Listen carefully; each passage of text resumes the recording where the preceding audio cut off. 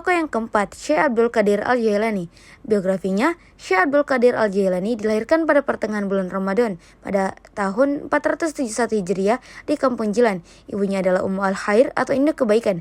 Amat Al-Jabbar atau Hadam Tuhan yang Maha Perkasa, Fatimah binti Abdul Abdillah As-Sumai, seorang ibu yang banyak memiliki karamah dan ahwal. Beliau menetap di Jilan sampai berusia 18 tahun. Pada tahun 488 Hijriah, pindah ke Baghdad hingga akhir hayatnya.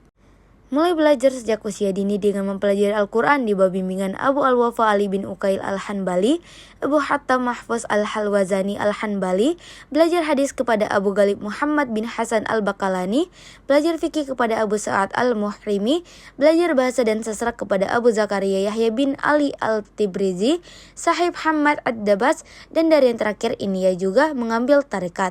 Latar belakang pendidikannya yang sistematis mengantarkannya ke posisi yang tinggi. Ia mumpuni dalam ilmu akidah, syariah, tarekat, lugha, dan sastra. Ia menjadi tokoh utama dalam mazhab Hanbali sehingga menjadi rujukan dalam mazhab ini. Inti ajarannya, di kalangan dunia tasawuf, Syekh Abdul Qadir Al-Jailani dijuluki Sultan Al-Awliya, rajanya para wali. Kedudukan yang mulia ini dicapainya karena akhlak yang terpuji, ahwal dan karamah yang dimilikinya. Syekh Izzuddin bin Abdussalam menyatakan tidaklah diceritakan keramat seseorang secara mutawatir kecuali Syekh Abdul Qadir Al-Jailani. Pujian serupa juga diungkapkan oleh Ibnu Taimiyah. Tasawuf yang dikembangkan oleh Syekh Abdul Qadir termasuk tasawuf akhlaki, yaitu tasawuf yang berorientasi kepada perbaikan akhlak, mencari hakikat kebenaran dan mewujudkan manusia yang dapat mencapai makam makrifat kepada Allah. Beliau adalah seorang sufi besar yang berhasil memadukan syariat dan hakikat secara sinergis, serta berpedoman kepada Al-Quran dan Al-Hadis secara konsisten. Beliau menyatakan setiap hakikat yang tidak berpijak kepada syariat adalah kezindikan. Terbanglah kepada Tuhanmu dengan dua sayapmu yaitu Alkitab dan As-Sunnah. Masuklah kepadanya sedangkan kedua tanganmu ada dalam genggaman Rasulullah.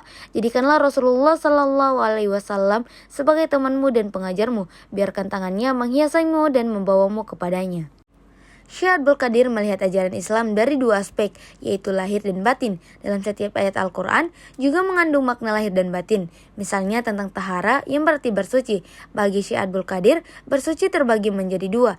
Pertama, penyucian diri secara lahiriah dengan wudu atau mandi. Kedua, penyucian diri secara batiniah diawali dengan kesadaran akan adanya kotoran pada diri manusia tersebut, yaitu dosa. Kemudian dilanjutkan dengan menyesali perbuatan dosa tersebut.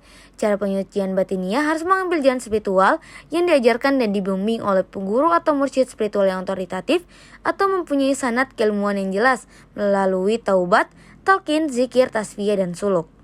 Itulah penjelasan presentasi saya tentang 4 tokoh tasawuf.